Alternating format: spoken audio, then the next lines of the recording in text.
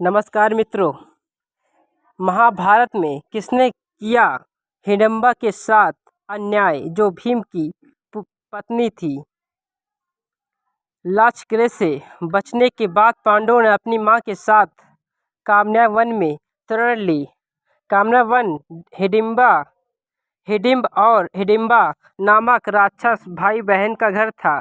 One में पांडवों की मौजूदगी के बारे में जानकर हिडिंबा ने अपनी ही तरह साहसी अपनी बहन को उन्हें मारने के लिए भेजा। लेकिन वो प्यार भी अजीब चीज़ है। यूं ही कहे कि इसी ने कुरुक्षेत्र के युद्ध का होना निश्चित किया। जिस हिडिंबा को पांडवों को मारने के लिए भेजा था वो भीम को अपना दिल दे बैठी। एक ऐसे पुरुष जो अपकद कठिन वीरता और युद्ध कौशल प्रेम उनके जोड़ा था। भीम के साथ अभी हिडिंबा की बातचीत चल रही थी। भीम समझ रहे थे कि उनके लिए अपने भाइयों और मां को छोड़ पाना किसी तरह संभव नहीं। तभी मौके पर राक्षस हिडिंब आ जाता है। अपनी बहन के बदले रंग ढंग देख कर वो बौखला उठा।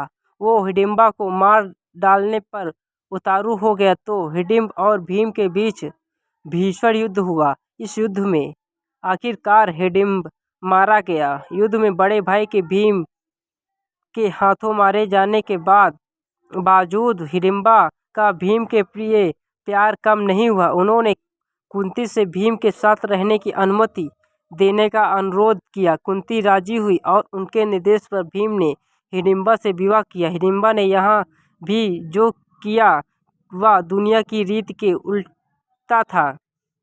उन्होंने स्वयं नहीं रचाया बल्कि उस पुरुष से खुद प्रेम निवेदन किया जिस पर उनका दिल आ गया था। वो भीम के लिए रहना चाहती थी।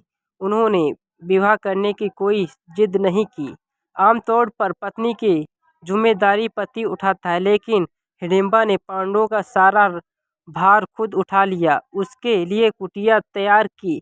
1 साल जब तक वो वहाँ रहें उनके लिए भोजन पानी की व्यवस्था की।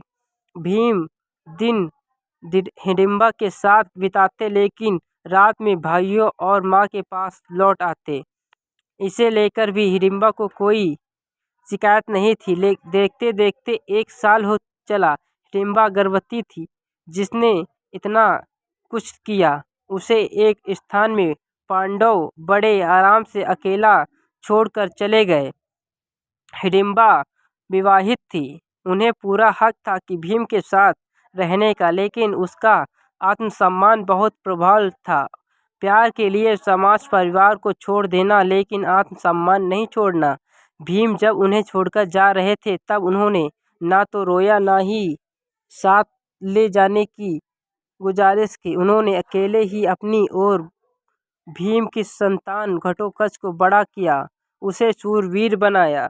वही घटोत्कच जिसने संतान होने के दायित्व के पालन के लिए पिता के परिवार की ओर से कुरुक्षेत्र युद्ध में हिस्सा लिया और अपने प्राण निछावर कर दिए। अगर आप हमारे चैनल पर नए तो चैनल को सब्सक्राइब करें, कमेंट करें, लाइक करें, शेयर करें, लेकिन बेल आइकन दबाना ना भूलें।